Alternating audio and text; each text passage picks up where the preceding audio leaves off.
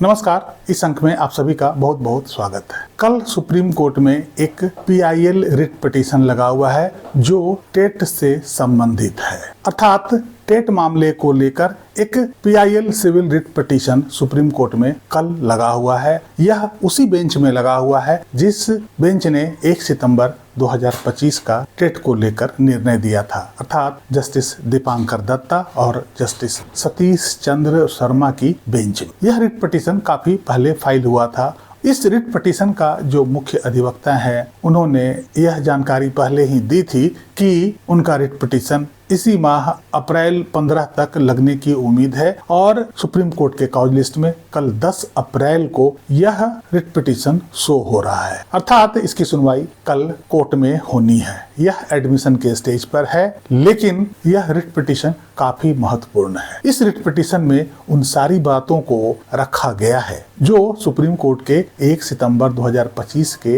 निर्णय में कमियां हैं। इस रिट पिटीशन में इस बात को भी उठाया गया है कि आखिर जिन शिक्षकों के पास टेट में शामिल होने के लिए न्यूनतम योग्यता नहीं है, वैसे शिक्षक आखिर 2 साल के भीतर टेट कैसे पास कर सकते हैं। अर्थात जो निर्णय 1 सितंबर 2025 को पास किया गया है उस निर्णय को लागू किया ही नहीं जा सकता है। अर्थात असंभवता के सिद्धांत पर सुप्रीम कोर्ट का ध्यान आकर्षित किया गया है। इस रिट पिटीशन में जो निर्णय 1 सितंबर 2025 को दिया गया था उसमें तत्काल रूप से सुधार की भी मांग किया गया है और यह भी मांग किया गया है कि जब तक इस पर कोई फाइनल फैसला नहीं आता है तब तक उस निर्णय को स्थगित कर दिया जाए, ताकि शिक्षकों के ऊपर जो मानसिक दबाव बना हुआ है उससे उनको राहत मिल सके। जैसा कि हम जानते हैं कि रिट पिटीशन तभी मेंटेनेबल होता है जब तक हम उसमें मौलिक अधिकारों का उल्लंघन नहीं दिखाते हैं। अर्थात इस रिट पिटीशन में सभी शिक्षकों के मौलिक अधिकारों का भी,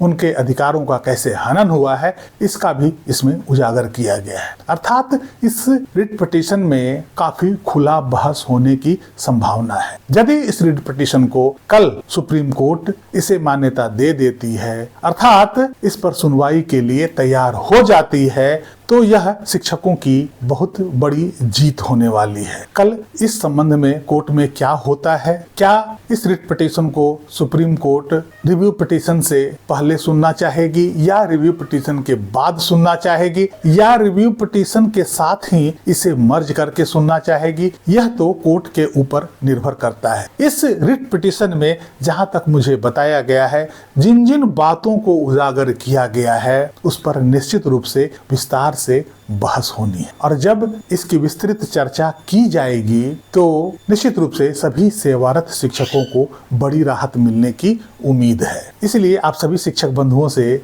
मैं बार बार आग्रह करता हूं कि आप लोग ज्यादा चिंतित मत होइए, ज्यादा उदास मत होइए। लोग लगे हुए हैं, इस निर्णय को आज न कल हर हालत में जाना होगा, इतना मुझे पूर्ण विश्वास है। और यह विश्वास इसलिए है कि मुझे थोड़ी बहुत कानून की जानकारी है। मैं पिछले 28 साल से इसी क्षेत्र में, इसी विद्या में, इसी कार्य में लगा हुआ हूँ, इसलिए इस निर्णय की बारीकियों को मैं समझता हूँ और इस निर्णय में की गई गलतियों का मुझे पूरा अंदाजा है और ऐसा निर्णय अधिक दिनों तक नहीं टिक सकता है। चाहे इस निर्णय में बदलाव रिट पिटीशन में हो, रिव्यू पिटीशन में हो, PIL में हो या किसी और पिटीशन में हो, लेकिन इस निर्णय को आज न कल जाना होगा। इसलिए आप सभी शिक्षक बंधु अपना स्वास्थ्य पर ध्यान रखिए और बहुत अधिक मानसिक दबाव में आने की जरूरत नहीं है।